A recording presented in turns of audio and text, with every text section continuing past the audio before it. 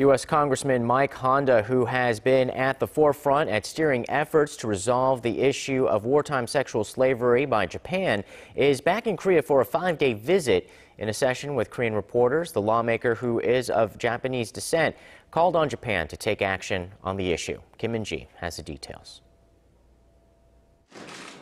A U.S. lawmaker says Japan needs to recognize its historical responsibility and apologize for its wartime sexual enslavement of women. Speaking to reporters in Seoul, Representative Michael Honda says this is a problem that needs to be resolved with urgency, considering the age of the victims. Only 54 of the Korean victims are still alive, and their average age is 88. The Halmeoni, they're getting older. And I don't want us to use the tactic of outwaiting them and, waiting until they all pass away. That would not be acceptable. Honda, who is of Japanese descent, also said it is nonsense to question whether the women were coerced into sexual slavery.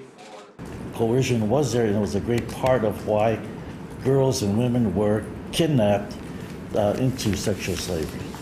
Honda, who was at the forefront of the passage of a landmark 2007 resolution condemning Japan's wartime sexual enslavement of women, said recent talks between Seoul and Tokyo on the matter were productive and helpful, even though they have yet to reach a breakthrough on the issue.